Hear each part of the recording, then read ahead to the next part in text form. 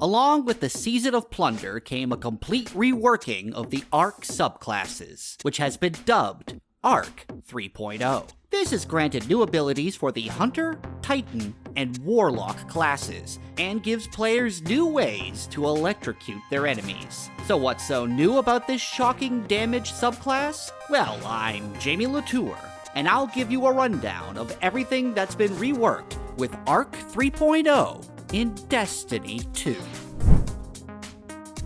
Arc 3.0 has overhauled the Hunter Arc Strider, Titan Striker, and Warlock Stormcaller subclasses. The Hunter Arc Strider now has a new super called Gathering Storm, where you throw your arc staff like a spear and create a field of arc energy.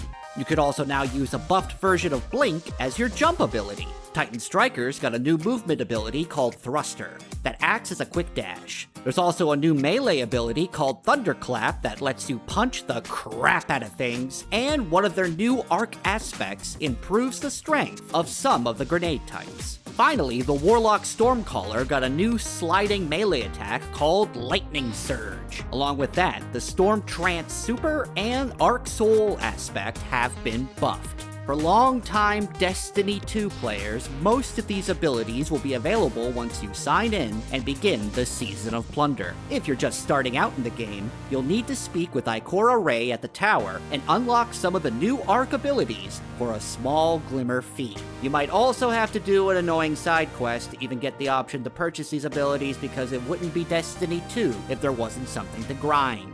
Arc 3.0 comes with a few new keywords, aka status effects. First, there's Amplified, which buffs your sprint speed, slide distance, and weapon handling while active. Ionic Traces are these little bolts of electricity that can be created and acquired to give you some additional ability energy. Blind is a debuff that has different effects in PvE and PvP. In PvE, it means that enemies will be unable to attack while blinded. In PvP, well, it means you're blind and you can't see. Makes sense. Finally, there's Jolt, which is another debuff that releases chain lightning to all nearby enemies. In PvE, this effect will usually murder most weak enemies that get hit by the lightning. In PvP, dealing about 50 damage to a jolted opponent will unleash chain lightning that will do 50 damage to any other enemy players within 12.5 meters.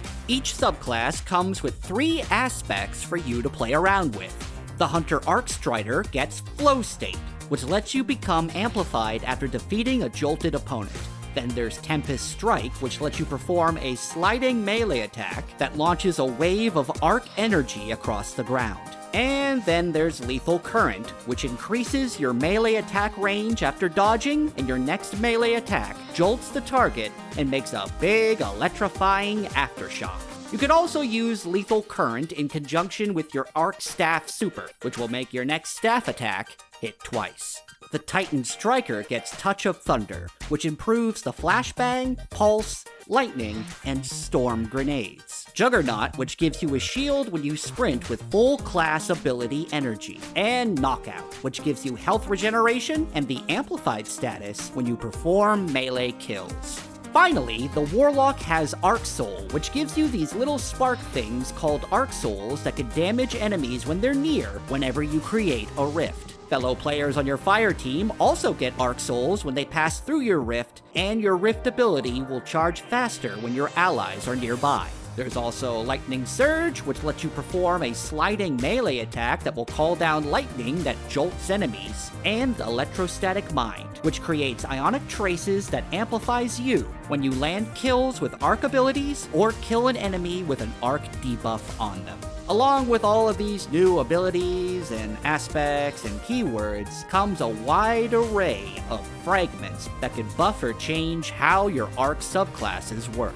There's quite a few of these to go through, so if you want to look at all of them in a tidy list, you can check out our written guide over on thegamer.com. Thanks for watching, and we'll see you next time.